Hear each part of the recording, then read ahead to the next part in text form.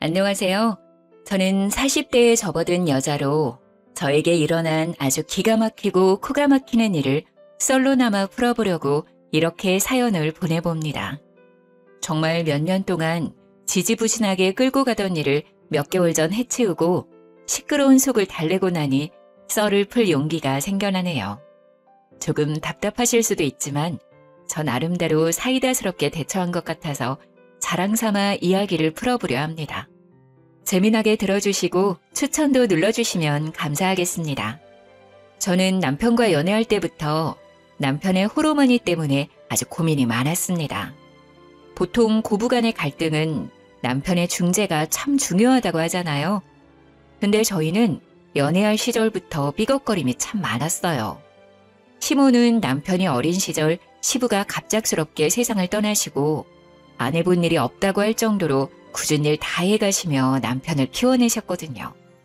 그 당시 여자 혼자 어린 아들 키우려니 얼마나 주위에서 따가운 시선을 많이 보냈겠어요. 게다가 시모가 어린 나이에 시집가서 남편을 낳았다고 했거든요. 억척스러움은 기본이고 남의 눈치를 살피지 않고 무대뽀로 자기 의견만 내세우는 그런 사람이 됐죠. 시모 말로는 그렇게 하지 않으면 남편을 혼자 키워낼 수 없었을 거라 했어요. 하지만 시대가 변했잖아요. 요즘 이혼율은 올랐고 혼자 아이 키우는 일이 뭐가 손가락질 받을 일이라고요. 시대가 변한 만큼 시모도 마음가짐을 달리 먹어야 하는데 옛날 그 시절 그때에 머물러 있으니 충돌이 일어날 수밖에요. 시모는 제가 남편과 연애할 때부터 남편을 쥐락펴락하지 못해 안달난 사람처럼 굴었습니다. 요즘 소위 말하는 가스라이팅이라고 하죠. 남편에게 끊임없이 세뇌를 시키는 겁니다. 너는 그렇게 하면 안 돼. 나는 늙고 지쳐서 이제 힘이 없다. 우리 아들은 그런 짓 안 하는 예의 바른 사람이야. 그 세 마디로 남편의 모든 행동을 본인의 입맛에 맞춰버리는 사람이었습니다. 연애할 때는 몰랐냐고요? 완전히 모르지는 않았죠. 대충은 알고 있었는데 다들 그런 착각 하잖아요. 나라면 저 사람을 충분히 바꿔놓을 수 있다. 서로 사랑하니까 서로 맞추면서 살아갈 수 있다. 우리는 다르다. 뭐 그런 착각이요. 저도 당연히 남편과 살부대끼며 살면 맞춰갈 수 있을 거라고 장담했습니다. 결혼하고 나서는 시모랑 사는 게 아니라 저랑 사는 거니까 남편에게 의지를 불어넣을 수 있을 거라고 생각했어요. 남편과 연애하던 시절 답답한 일들이 차고 넘쳤지만 버텼습니다. 간단하게 예를 들면 저랑 남편이 데이트를 하고 있으면 전화가 와서는 아주 요란법석을 떨면서 시모가 본인 발을 다쳤다고 그래서 병원이라고 저희가 놀래서 병원으로 달려가면 그냥 발에 조금 생책이 난 정도로 인대가 늘어난 것 같다느니 깁스를 해달라고 고래고래 소리를 지르고 그러셨어요. 응급실에서도 몇 번 퇴짜를 맞고 동네 병원에서도 이건 그냥 소독만 하셔도 된다. 병원 올 일이 아니다 해도 아파 죽겠다고 난리를 치셨죠.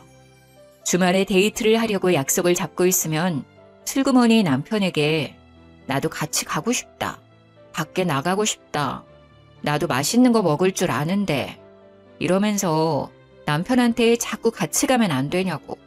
어차피 결혼하면 자주 볼 건데 좀 껴달라고 불편하게 그러셨어요. 또 우리 효자 남편은 한두 번 거절하고 나니까 세 번 거절은 마음에 걸렸는지 저한테 양해 좀 해달라고 하고 한창 불타오를 시기에도 세 번에 한 번꼴로 시모랑 같이 데이트를 하러 다녔다니까요. 거기다가 저희 부부가 영화 보는 걸 참 좋아하는데 특히나 액션 영화를 정말 좋아해요. 좋아하는 영화 제작사에서 신작이 나오면 무조건 가운데 자리에 미리 티켓팅을 해서 보러 갈 정도로 좋아하는데 그거 보러 가려고 하면 본인도 껴달라고 하고 제가 오죽하면 해외 영화라 자막도 읽어야 하고 엄청 어지럽고 시끄러우실 텐데 괜찮으시겠냐고 돌려서 말할 정도였어요. 그래도 좋다고 굳이 따라와서는 영화 끝나고 멀미가 나서 죽겠니? 자막이 너무 빨라서 내용을 모르겠네 하시면서 집에 가자고 남편만 쏠랑 데리고 집으로 가버리시고 그랬습니다. 참 이렇게 글로 쓰니까 연애할 때부터 답이 없었는데 전 왜 결혼까지 했을까요? 그때만 해도 아직 결혼하기 전이니까 라고 스스로를 가스라이팅 했던 것 같네요. 남편도 생각해보면 엄청난 마마보이였는데 그 당시에는 콩깍지가 씌어 있었는지 그게 다 시모 탓이라고만 생각했던 거죠. 손뼉도 마주쳐야 소리가 나는 법인데 제가 몰라도 너무 몰랐죠. 감쪽같이 속아 넘어가 결혼을 코앞에 두고 있을 때 정신이 번쩍 들어 남편에게 절대 합가는 없을 거라고 못 박았습니다. 남편도 당연히 합가 생각은 안 했다며 저의 의견에 동의를 해주었어요.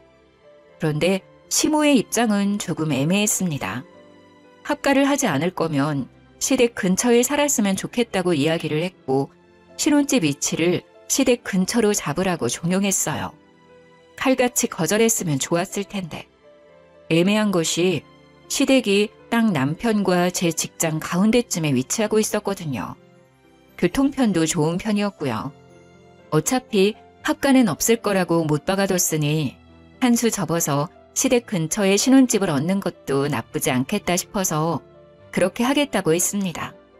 그러자 시모가 기분이 좋았는지 통 크게 신혼집 얻을 때 보태라며 3억을 주시는 거예요. 결혼해서 가족이 된다고 하니 저를 좀 이뻐해 주시는 건가 싶어서 감사하게 받았습니다. 그걸 받았으면 안 되는 건데. 항상 후회는 뒤늦게 하는 법이죠. 완전 제 착각에 빠져서 시모가 저를 위해 3억을 내어준 거라 생각했던 거죠.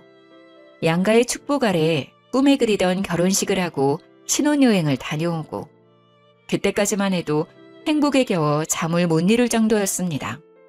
남편과 단둘이 채워가는 신혼집이 너무너무 마음에 들었어요. 맞벌이로 지친 와중에도 서로를 챙기고 밥상을 같이 나누는 게 또 소소한 행복이더라고요. 그런데 6개월쯤 지나서부터 그 행복에 조금씩 금이 가기 시작했습니다. 남편은 결혼 전부터 이직을 하고 싶어 했어요. 그 당시에 다니던 회사가 일은 많은데 연봉이 적었고 연봉 협상 테이블 상황도 여의치 않았거든요. 영업부라 허구한 날 술을 먹어야 했는데 이렇게 술독에 빠져 살 거면 차라리 돈이라도 많이 주는데 가고 싶다고 했습니다. 근데 기회가 찾아온 거예요. 연봉이 1.7배나 높은 회사에서 스카우트 제의가 왔고 남편은 뒤도 돌아보지 않고 이직을 했습니다. 결혼도 했고 아파트 대출금도 갚아야 하고 이세를 생각하면 바짝 벌어야 했으니까요. 다른 신혼부부들도 아마 같은 생각을 했을 거예요. 연봉만 1.7배 높은 게 아니라 술을 먹어야 하는 빈도수도 1.7배 늘어난 건 어쩔 수 없는 수순이었고요. 남편이 술을 꽤 하는 사람임에도 불구하고 점점 만취되어 집에 들어오는 거예요. 처음에는 그래도 술 먹고 들어와서 대화가 좀 되긴 했었는데 시간이 지날수록 집도 못 찾아오고 현관 앞에서 잠들지를 않나 술을 하도 마시니까 위장에도 탈이 나고 현관 복도며 집 거실이며 토사물을 뱉어놓기도 했어요. 저는 그걸 채우면서 스트레스를 받기 시작했죠. 겨우 결혼한 지 6개월 지났을 뿐인데 남편이 허구한 날 술에 취해 들어온다고 생각해보세요. 자다가도 벌떡 일어나 토하러 가고 다음날 아무 기억도 못하고 저한테 집에 어떻게 왔어? 하고 되묻는 놈이라면 같이 살고 싶으시겠어요? 그래서 제가 친정 부모님께는 차마 말 못할 것 같고 시모를 붙잡고 여러 번 하소연을 했습니다. 남편이 술을 먹고 들어오니까 부부관계도 없고 이래서는 애를 언제 가질 수 있을까 싶어서 말이죠. 그랬더니 시모가 남편 편을 막 들면서 애는 천천히 가져도 상관없지 않냐고 그러시더라고요. 그래도 나이가 나이인지라 하루라도 빨리 애를 낳고 키워야 노후 준비도 빨리 할 수 있지 않냐고 반문했더니 저한테 뭐라는 줄 아세요? 딱 이러셨어요. 근데 그 애가 안 들어서는 게 우리 아들이 술 먹어서 그런 게 맞니? 우리 아들이 건강한 체질이라 그렇게 문제가 있진 않을 건데. 그 말이 무슨 뜻이겠어요? 문제가 있으면 너한테 있지 우리 아들한테는 없다. 그러니까 애가 안 생기는 건 너의 탓이다. 하고 말한 거예요. 아니, 남편이 맨날 술 먹고 들어와서 뻗어서 잠만 자니까 애가 안 생기는 건데 그걸 어떻게 제 탓을 할 수 있는 거죠? 그냥 듣고 싶은 대로만 듣는 거예요. 타이밍이 맞아야 애가 생기든지 말든지 할 텐데 그건 쏙 빼놓고 그냥 제 몸에 문제가 있는 건 아니냐고 자기 듣고 싶은 대로 듣고 말하고 싶은 대로 하는 거예요. 그게 너무너무 열받더라고요. 제가 웃으면서 하늘을 봐야 별을 따져 했더니 여자가 부끄러운 줄도 모르고 그런 이야기를 한다고 또 버럭하시고 잘 지내고 싶어도 잘 지낼 수 없는 관계가 고부관계라더니 그 말이 실감나는 순간이었습니다. 어느 날은 시모가 나한테 남편이 맨날 늦게 들어오는데 혼자 있는 게 외롭진 않냐고 하시더라고요.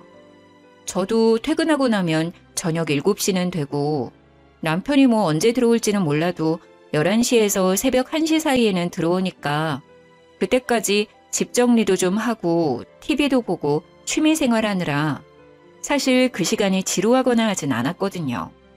아주 가끔 술 한잔 땡길 때는 외로울 때도 있지만요.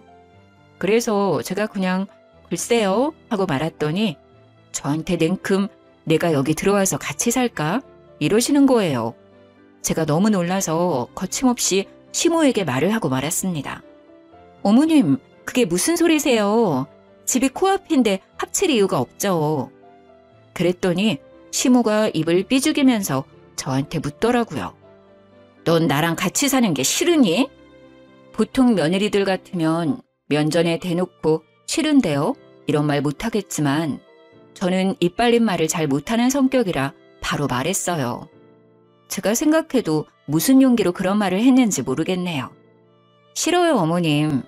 저희 맞벌이인데 어머님이 저희랑 같이 살면 부부 빨래에 청소에 밥에 그거 다 해주셔야 되는데 그러면 어머님도 불편하고 저도 불편하지 않을까요? 지금처럼 적당히 거리 있게 지내는 게 좋을 것 같아요. 그러자 시모가 알겠다고 하더라고요. 제가 현실적으로 청소에 밥에 빨래 이야기까지 나오니까 솔직히 하기 싫으셨겠죠. 제가 전업주부도 아니고 일을 하고 있으니까요. 만약에 집에서 남편이 벌어다 주는 돈으로 생활하는 전업주부였다면 시모는 몸만 달랑 와서 저를 엄청 괴롭히고도 남을 사람이었어요. 매일같이 잔소리에 대면서 이거 해라 저거 해라 우리 아들도 아까운 줄 모른다고 내내 외치셨겠죠. 그때만큼은 제가 일을 그만두지 않은 걸 정말 다행으로 생각했습니다. 그런데 항상 제 예상대로만 일이 흘러가는 건 아니었어요. 사고가 터지고 말았습니다. 남편이 그날도 술을 먹고 집으로 귀가하는 중이었고 저희 아파트가 신식 아파트는 아니라서 현관 입구에 계단이 좀 많았거든요. 근데 높이가 좀 일정치 않고 제멋대로이기도 하고 미끄럼 방지 처리가 되어 있었는데 그게 쇠붙이로 되어 있었어요. 평소에도 계단을 뛰어내려가던 어린아이들이 많이 다치는 곳이기도 해서 수리를 해야 된다는 이야기도 돌고 있었던 자리였습니다. 그 계단에서 하필이면 남편이 발을 헛디뎠고 높은 계단은 아니었지만 날카로운 쇠붙이를 얼굴로 긁으며 고꾸라지는 바람에 크게 다친 거였어요. 밤에 자려고 누웠다가 경비 아저씨 연락을 받고 뛰쳐내려갔는데 진짜 너무 깜짝 놀랐습니다. 얼굴이 다 긁혀서 상처투성이었고 발을 심하게 삐었는지 발목이 돌아간 것처럼 보였어요. 놀래서 눈물도 못 흘리고 악소리만 내고 있는데 경비 아저씨가 구급차를 불러주셔서 병원으로 급하게 이송이 되었습니다. 얼굴은 완전히 다 긁혔지, 발에는 깁스를 했지, 피멍도 막 올라오지, 치아도 흔들린다고 하더라고요. 거기다가 속의 뼈가 어찌 다쳤는지 머리는 안 다쳤는지 정밀 검사를 해봐야 한다는 의사 말에 너무 놀랬습니다. 뇌파 검사를 위해서 빈속으로 진행되어야 하니 금식하라는 안내를 받고 입원 병동에 들어갔어요. 남편은 그 와중에도 술이 덜 깨서 비몽사몽하고 있고 저는 잠이 확 깨서 남편 옆에서 간호를 하고 미리 시모한테 연락을 했었는데 한두 시간 있다가 병원에 도착하셨더라고요.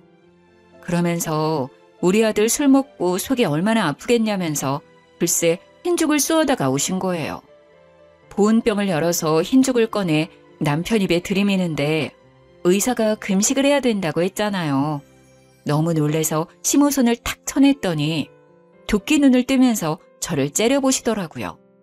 어머님, 이 금식해야 된대요.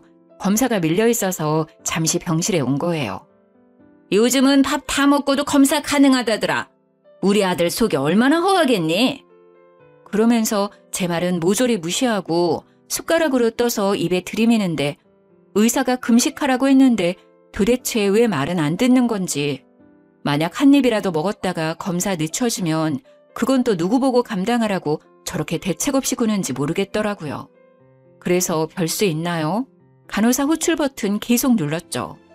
남편은 술이 안 깨서 입도 못 벌리고 잠에 빠져 있고 시모는 계속 입에 죽 넣으려고 난리고 저는 발만 동동 구르면서 간호사를 기다렸습니다. 황급히 달려온 간호사가 병실 상황을 파악하고 시모한테 소리를 질렀어요. 환자분 금식이에요. 금식 안 하시면 음식물 역류해서 기도가 막힐 수도 있어요. 기도가 막히면 숨을 못 쉬고 그러면 정말 큰일 나요. 죽 얼른 치우세요. 그제서야 시모가 아유 그런 줄 몰랐다면서 보온병에 싸온 죽을 치우더라고요. 제가 분명 의사가 금식하라 했다고 말을 했는데 모른 척하고 그러니까 너무 짜증났습니다. 제 말은 무시하고 간호사가 와서 이야기하자 그제서야 듣는 그 꼬라지가요. 남편은 모든 검사를 마치고 이상 없다는 판정을 받았습니다. 단지 발목이 돌아가서 6주 정도 깁스를 해야 된다는 이야기를 들었고 얼굴에 난 상처를 소독만 잘해주면 된다고 했어요.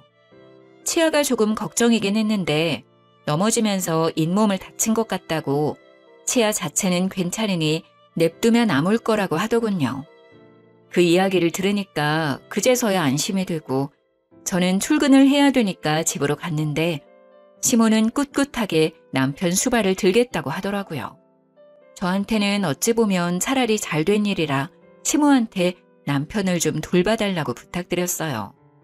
평일에는 시모가 병수발을 해주고 주말에는 제가 하기로 약속을 했습니다. 바쁜 평일을 보내고 주말에 병원에 갔는데 시모가 도무지 집에 갈 생각을 안 하더라고요. 제가 오죽하면 집에 가서 옷도 좀 갈아입으시고 쉬시라고 했는데도 우리 아들 지켜야지 가긴 어딜 가냐며 저를 꿔다 놓은 보리자루 취급을 하더라고요. 식사가 나오면 숟가락에 밥 뜨고 반찬 떠서 입에 막 넣어주고 그러는데 남편이 발을 다친 거지 손을 다친 게 아니잖아요. 근데 입만 벌려서 그걸 받아먹고 앉아있더라고요. 시모는 이 반찬이 좋냐 저 반찬이 좋냐 하면서 남편 밥 떠주고 있고요. 일주일 만에 잇몸도 다 잘 돌아와서 지 혼자 씹어먹고 할 수 있는데 반찬도 작게 다 잘라서 입에 넣어주는 꼴이 진짜 보기 역겨울 정도로 힘들었습니다. 남편도 그 정도로 처먹었으면 지 스스로 하겠다고 해야 하는 거 아닌가요? 입원해 있는 3주 내내 저 모양 저 꼴이었어요. 오죽하면 6인실에 남편이 입원해 있었는데 같은 병실 쓰는 다른 보호자분이 저를 측은하게 바라보시더라니까요. 저한테 슬그머니 와서는 세댁 고생이 많겠어 하면서 제 손을 토닥토닥 해주시는데 도대체 평일에 어떤 꼬라지들을 보였길래 생판 모르는 사람들이 저를 위로해주는지 안 봐도 비디오였습니다. 어떤 아주머니는 저 옆 내가 세댁 시어머니냐고 묻더라고요. 그래서 맞다고 고개를 끄덕이니 저한테 그때부터 따발총처럼 와다다 쏘아대시는 거예요. 내용인즉슨 6인실 병원에 TV가 가운데에 딱 한 대 있었는데 거기에 보통 정형외과 수술하러 오신 분들이 계신 방이라 장기적으로 누워있는 분들이 많으셨나 봐요. 그래서 병실 내에 계신 보호자들끼리 암묵적인 규칙을 두고 TV를 보셨대요. 일일 드라마, 주말 드라마 같은 걸 딱 하나로 통일해서 보고 계셨던 거죠. 우리 시모가 병실에 자리 잡기 전까지는 아무 문제 없이 순번 지켜가면서 잘 보셨다고 했어요. 그런데 일일 드라마 보는 시간에 시모가 갑자기 TV 리모컨을 쓱 들고 가더니 본인 보고 싶은 프로그램을 막 돌리더래요. 그래서 한 아주머니께서 우리 어디 채널에 있는 드라마 보니까 거기로 돌려달라 하셨나 봐요. 그러니까 우리 시모가 한다는 소리가 나는 그 드라마 안 보는데 왜 같이 봐야 하냐면서 자긴 다른 거 보겠다고 채널을 돌리더래요. 물론 다른 시간대에도 시모가 리모컨을 쥐고 마음대로 채널을 휙휙 돌렸다네요. 시모가 나이가 있으니까 다른 보호자분들도 놓친 애한테 싫은 소리는 못하고 속으로 끙끙 앓고만 있었던 거죠. 그러다가 한 아주머니랑 서로 이기적인 애 뭐네 하면서 싸우기까지 했다고요.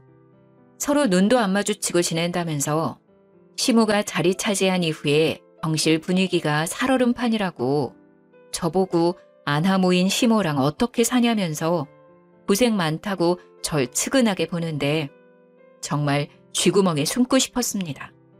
오죽하면 제가 돌아다니면서 일일이 죄송하다고 사과를 드려야만 했어요.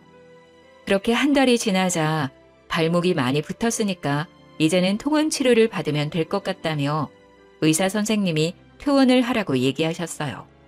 한 달 동안의 입원 생활을 청산하고 짐을 챙겨서 집으로 돌아왔는데 남편 챙긴다고 따라온 시모가 집에 갈 생각을 안 하더라고요. 처음에는 그냥 밥이라도 먹고 가시려나 보다 하고 대수롭지 않게 생각했는데 밤 11시가 다 되어가는 시간임에도 거실에 붙박이장처럼 가만히 쓰시는 거예요. 약간 불안한 마음이 들어서 시모한테 시간이 늦었으니 이만 집에 가보시라고 했죠. 그랬더니 저한테 말을 막 쏘아붙이시더라고요. 예, 나 없으면 우리 아들 밥은 누가 챙겨주니? 이제 이 일상생활은 가능하다고 하는데 알아서 차려 먹겠죠. 배달을 시키던가요. 내가 있는데 굳이 그럴 필요 있니? 우리 아들 발이 아직 불편한데 어디가 일상생활이 가능하다는 거야. 너 출근하고 나면 내가 다 챙길 테니 걱정 말고 일 보거라. 솔직히 남편의 상태가 완전히 좋아진 건 아니니까 시모의 말에 일리도 있고 제가 반박할 거리가 없게 오목조목 말하더라고요. 그 와중에 제 고집 부린다고 집에 가시라고 등 떠밀 수도 없는 상태고 무엇보다 남편이 시모가 옆에 있었으면 하는 것 같았습니다. 그래서 그냥 알겠다고 할 수밖에 없었죠. 저야 뭐 일하고 와서 늘 그랬던 것처럼 시간을 보내면 될 거라고 생각했어요. 그런데 그건 제 착각이었습니다. 자연스럽게 짐을 하나 둘 옮기고 우리 집에 딱 눌러붙기 시작하는데 느낌이 쎄하더라고요. 이대로는 안 되겠다 싶어서 일부러 불편하시라고 주말에는 친정으로 피신을 가 있기도 했어요. 그런데 제가 눈치를 주려고 일부러 틱틱거려도 꿋꿋하게 저희 집에서 나갈 생각을 안 하시는 거예요. 1주일만 참자, 2주일만 참자 하고 남편이 깁스를 풀 때까지 기다렸습니다. 남편이 마지막 통원 치료를 마치고 깁스를 딱 풀고 나니까 드디어 시모에게서 해방이 되겠구나 했습니다. 그런데 시모가 나갈 생각을 안 하는 거예요. 점점 속이 타기 시작했죠. 시모 집이 뻔히 있는데 코앞인데도 불구하고 점점 짐만 늘려가고 어느덧 방까지 하나 떡하니 차지한 걸 보고 이걸 어찌해야 하나 고민했습니다. 시모를 티 안 나게 내쫓는 방법이 무엇이 있을까?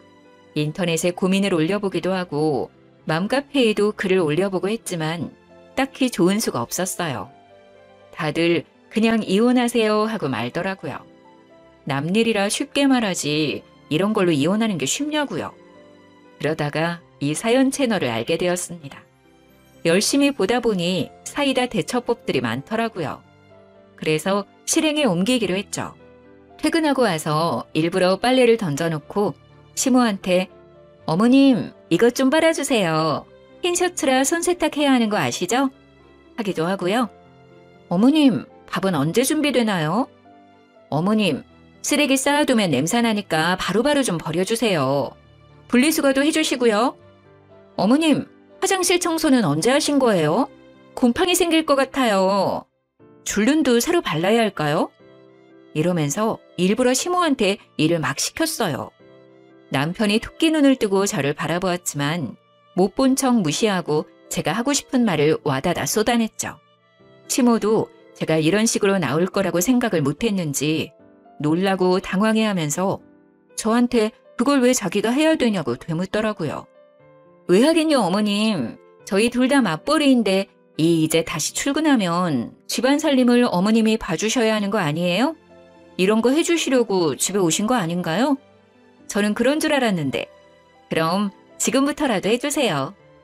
시모가 무척 당황했는데 어버버 하는 틈을 타서 쐐기를 탁 박았죠.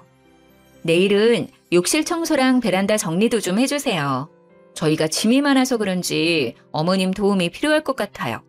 전 남은 일 하고 올 테니 밥 다 되면 불러주세요. 하고 방으로 쏙 들어갔습니다. 남은 일이 있다는 것도 진짜였고 밥 차려달라는 것도 진심이었죠.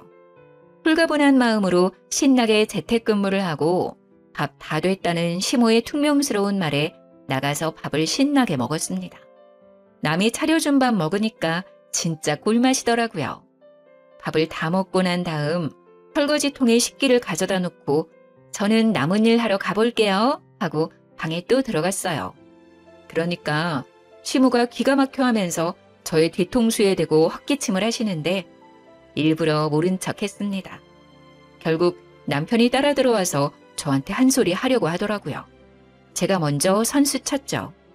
분명 합가는 없다고 못 받고 결혼했다고. 어머님 나가실 때까지 이렇게 할 거니까 그런 줄 알라고 딱 잘라 이야기하니까 남편도 아무 말 못했습니다. 결혼 전에 자기가 뱉어놓은 말이 있는데 이제 와서 말 바꿀 수도 없는 일이니까요. 아직 결혼한 지 2년이 채 안 된 상황에 제가 어떤 식으로 나올지도 모르니까요. 마마보이 같은 놈이라는 걸 그때 정확히 파악했죠. 다음날 아침에 출근하려고 하는데 시모가 저를 보면서 약간 우물쭈물 말을 하더라고요. 이제 나는 내 집으로 가련다. 우리 아들도 깁스 풀고 나니까 멀쩡해 보이고. 그러면서 짐 챙겨서 먼저 나가더라고요. 남편은 뒤통수에 대고 우리 엄마 잘 가라고 무슨 영영 생리별 하는 사람 마냥 인사하고 앉았고. 저는 그 꼴 보면서 또 기가 막히고요. 시모가 사라지니까 저한테 슬쩍 정말 합가 생각 없냐고 물어보대요. 그래서 죽어도 없다고 이야기했죠. 솔직히 시모가 청소해주고 빨래해주고 밥해주고 하면 고민해보겠다고 했어요. 근데 그런 거 아니고 내가 할 일이 하나라도 더 늘어나면 절대 못한다고 얘기했죠. 남편이 입을 삐죽거리면서 냉정하다 어쩐다 하는데 도대체 처음 했던 약속은 어디 가고 이제 와서 딴소리인지. 주말에 시모가 괜히 집에 놀러와서는 제 눈치 보더라고요. 남편이랑 대충 합가 이야기라도 했던 건지 뭔지. 제가 대놓고 싫다고 해버리니까 둘 다 저한테 설득의 말도 못 꺼내고 있는 것 같았어요. 자꾸 눈치만 보면서 말을 할까 말까 고민하는 것 같아 보이길래 보는 제가 답답해서 무슨 일이냐고 그냥 말씀해 보시라 했습니다. 그랬더니 그제서야 이야기를 털어놓는데 진짜 기절하는 줄 알았다니까요. 시모가 살던 집 말이에요. 그게 3룸으로 이루어진 빌라였어요. 지은 지 좀 오래된 집이긴 하지만 보수가 잘 되어 있는 집이라 큰 문제는 없었고요. 외관이 많이 낡았지만 거의 대부분 집들이 리모델링 해놔서 집안은 상당히 깔끔했거든요. 옛날 집들이 평수에 비해 방 구조가 잘 빠져있기도 하고 신축 건물보다 방음도 잘 된 집이고요.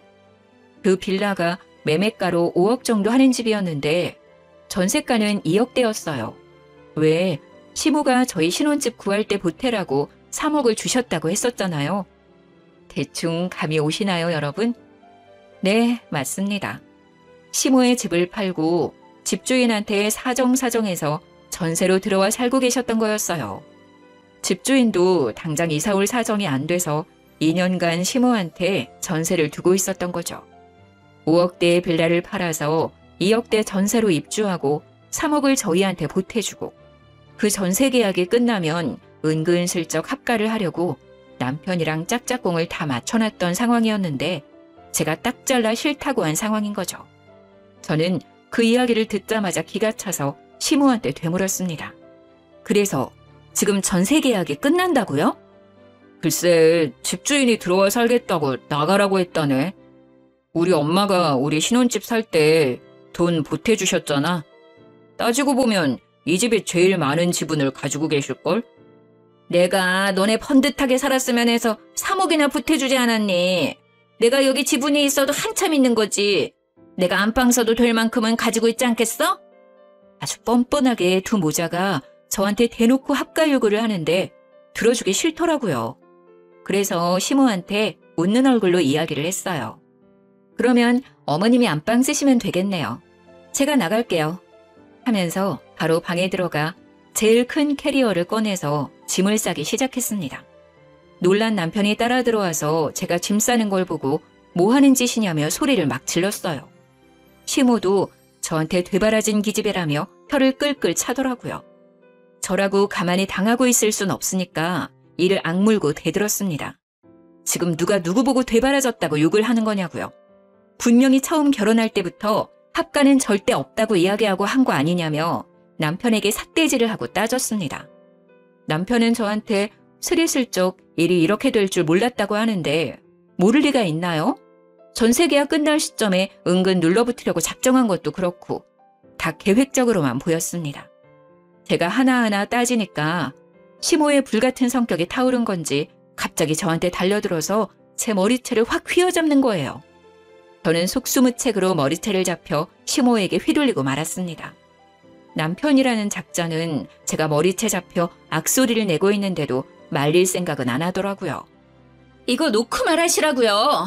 어머님이 그럼 저희 집 살림 다 봐주실 수 있어요? 저도 남편처럼 그냥 바깥일만 하고 집안일 신경 하나도 안 써도 되냐고요. 이게 어찌 며느리 주제에 지 남편이랑 똑같이 하려고 그러? 저는 어이가 없어서 남편을 확 째려보면서 말했습니다. 너도 너네 엄마랑 같은 마음이냐고요. 너네 엄마라고 이야기하자 남편이 인상을 팍 썼지만 저는 신경 안 썼어요. 이제는 진짜 될 대로 되라, 나도 막 나간다 그런 마음이었거든요. 끽해봐야 이혼밖에 더 하겠어요? 애도 없겠다. 그냥 이혼하고 혼자 사는 게 더 낫겠다 싶기도 했습니다. 당신이 말해보라고. 당신도 어머님이랑 같은 생각이야? 며느리 주제에 남편이랑 똑같이 하려고 드냐는 그 말에 동의하냐고. 아무래도 남자는 하늘이고 여자는 땅이니까 엄마 말이 틀린 건 아니지. 저는 그런 쌍팔년도 영화에나 나올 법한 대사를 남편 입에서 듣게 될 줄은 꿈에도 상상 못했습니다. 너무 어이가 없어서 콧방귀가 절로 끼어지더군요. 남편은 시모 옆에 찰싹 붙어서 저를 못된 년으로 만들려고 하는 것 같았어요. 계속해서 다 늙은 시어머니가 살면 얼마나 살겠냐고 다른 집은 서로 모시려고 하던데 이러면서 말 같지도 않은 소리 하더라고요. 다들 아시겠지만 어느 며느리가 시모 모시고 사는데 쌍수 들고 환영합니까? 당신은 지금 하늘에 매달려서 살고 있다고 생각해? 땅에 두 다리 붙이고 살고 있는 거 아니야? 결국 여자 없으면 살지도 못하는 놈이 무슨 입이 뚫렸다고 남자는 하늘이고 여자는 땅이라는 소리를 해? 뭐가 어쩌고 어째? 하늘 같은 남편을 우러러볼 생각은 않고 지금 우리 아들이 너 없으면 아무것도 못한다는 거야 뭐야? 허구한 날 술에 취해서 여기저기 토해놓고 옷도 맨날 뒤집어서 벗어놓는 인간이 저 없이 뭘 하겠어요? 저도 그동안 할 말 없어서 입 다물고 살았던 거 아니거든요? 이런 식으로 나오면 이혼할 거예요. 머리채 잡은 것까지 위자료 톡톡하게 준비하셔야 될 겁니다. 제가 이혼의 위자료 이야기를 하니까 둘 다 아무 말도 못하고 입만 떡 벌리고 있었습니다. 저는 이때다 싶어서 와다다 쏟아냈어요. 나는 분명 합가는 절대 못한다고 이미 말을 해뒀는데 그걸 굳이 못 지키겠다고 한다면 나도 더 할 말 없네요. 평생 어머님이 이 수발을 들든 말든 저는 탈출해야겠어요. 참나, 누가 무서울 줄 알고? 그래, 너 나가. 내가 내 아들 챙기면서 잘 살 테니까 너는 짐 챙겨서 나가. 저는 네, 알겠습니다 하고 서둘러 옷가지들과 제 귀중품을 챙겨서 나왔습니다. 남편이 저의 팔을 턱 붙잡았지만 더 센 힘으로 뿌리치고 나와서 택시를 잡아 타고 친정으로 왔어요. 제가 큰 캐리어까지 들고 친정에 오니 부모님께서 너무나도 놀라셨지만 저는 천천히 모든 일을 이야기해드렸습니다. 아빠는 저한테 이혼까지 할 일이냐고 반문했지만 엄마가 아주 든든하게 제 편을 들어주셨습니다. 이래서 남자들이란 다 똑같다는 거야. 지네 엄마 챙길 줄이나 알지 평생 붙어 사는 마누라 챙길 줄은 모른다니까. 왜 결혼만 하면 효자 노릇 못해서 안달인지 모르겠다. 네 아빠도 똑같이 그러더니 내가 아주 입이 없어서 그동안 참고 산 줄 알지? 엄마가 씩씩거리니까 아빠가 바로 엄마 화를 풀어준다고 변명을 막 하더라고요. 저는 아빠한테 엄마 같은 사람 어디에도 없으니까 잘 좀 하라고 했어요. 모질이 같은 남편 덕분인지 저희 부모님 사이에 쌓여있던 앙금도 이 기회에 풀어버렸고요. 저는 이혼하겠다고, 번복은 없다고 친정 부모님께 딱 말씀드리고는 이혼 서류를 프린트해서 착실하게 적어 나갔습니다. 빈칸 없이 꽉 채워서 다음날 눈 뜨자마자 집에 찾아가 미처 가져오지 못한 짐들을 챙기고 남편과 시모에게 서류를 내밀었어요. 적을 건 다 적어놨으니 나머지 채울 부분만 채워서 가정법원 앞에서 보자고 했습니다. 남편은 이혼 서류를 보고서도 믿지 못하는 듯 해보였지만 시모는 오히려 바락바락 저한테 아주 잘 됐다고 악담을 퍼부었습니다. 지아비 버리고 먼저 도망가면 평생 불운하다나 뭐라나. 저는 당연히 듣는 척도 안 했죠. 남편이랑 평일에 반차를 내고 가정법원에 서류를 접수하고 이혼 교육도 들어야 한다고 하더라고요. 착실하게 교육까지 듣고 법원에서 준비해주는 상담도 받고 그럼에도 불구하고 이혼하겠다고 했습니다. 남편은 저의 마음을 회유하려 했지만 이미 정이 다 털린 상태인데 다시 붙잡고 말고가 어디 있겠나요. 다행히도 아이가 없어서 한 달의 숙려기간이 지나면 법원에 출두해서 이혼 재판을 받으면 된다고 했습니다. 혼인신고서는 둘이 구청 가서 접수만 하면 됐는데 이혼이라는 건 참 복잡하더라고요. 아무리 그래도 한번 하겠다고 마음을 먹으니 마음이 돌아가진 않더라고요. 그날 이후 남편이 술 먹고 두어 번 전화하기도 했고 시모가 저한테 전화를 한 번 하긴 했는데 둘 다 안 받았어요. 뻔한 이야기 할 것 같아서 받기 싫었죠. 이혼이 애들 장난도 아니고 화해한다고 다시 예전처럼 돌아갈 수 있는 문제도 아니었고요. 한 달이 지나고 재판 날이 다가오자 시모가 친정집으로 찾아왔더라고요.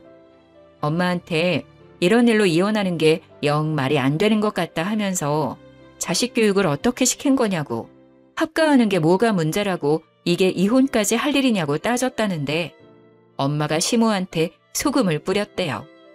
남의 집 귀한 딸 데리고 어떤 시집살이를 시킬 줄 알고 합가하는데 동의하겠냐고, 이혼하는 마당에 찾아와서 찌질하게 이러지 말고 꺼지라고 했대요. 얼마나 속이 시원하던지 막 깔깔거리면서 웃었습니다. 이혼 도장 찍고 나니까 시모가 저한테 구구절절 문자를 보냈더라고요. 한 달 동안 남편의 히스테리에 술주정에 아주 정신이 쏙 나갔었나 봐요. 저한테 뭐 이런 걸로 이혼을 하냐고, 노인이 살면 얼마나 살겠냐고, 셋이서 북적북적 살다 보면 갈등 같은 것도 별로 없을 거라고 문자를 했길래 쿨하게 답장해드렸습니다. 앞으로 아들이 술 처먹고 들어와서 토하는 거 잘 치우시고요. 고래고래 소리 질러서 주위 이웃들이 민원 넣는 것도 잘 해결하시면서 원만하게 사시고요. 현관 앞에서 잠드는 경우 많으니까 입 돌아가지 않게 입을 잘 덮어주시고요. 집안일 열심히 하시면서 아들 뒷바라지 잘 해보세요. 저는 저 혼자 잘 먹고 잘 살겠습니다까지 붙여서 완전히 약을 올렸더니 쉬지 않고 전화가 오더라고요. 바로 전화기 전원 꺼버렸습니다. 전 남편이 되어버린 그 사람에게도 앞으로 쓸데없이 연락하지 말고 모르는 사이로 지내자고 했고요. 이혼 확정 나온 서류를 구청에 제출하고 나니 제 배우자 이름에 남편 이름이 사라지더라고요. 등본까지 딱 떼서 깔끔하게 확인하고 가벼운 마음으로 집으로 돌아와 축하 파티를 했습니다. 제가 만약 다른 분들의 사연을 몰랐다면 이런 사이다 대처가 가능했을까요? 집단 지성이라고들 하죠. 여럿이 힘을 합치니 제가 생각도 못한 말들이 쑥쑥 나오더라고요. 덕분에 하고 싶은 말도 다 하고 깔끔하게 이혼하고 돌아왔죠. 벌써 저에게는 몇 개월이나 지난 일이지만 다시 생각해도 참 잘했다 싶습니다. 비가 많이 오는데 다들 빗길 조심하시고요. 제가 바라는 건 그냥 두 모자가 아주 평생 알콩달콩 서로의 뒷바라지하면서 잘 살길 바랄 뿐입니다. 저는 너무나도 홀가분한데 전 시모는 짐덩어리 짊어진 기분이겠죠? 정말 고소해 죽겠네요. 여러분들도 저처럼 늘 고소하고 깔끔한 일들만 가득하시길 바라겠습니다. 제 이야기를 끝까지 들어주셔서 너무 감사해요. 다음에 또 재밌는 이야기 생기면 들고 오겠습니다.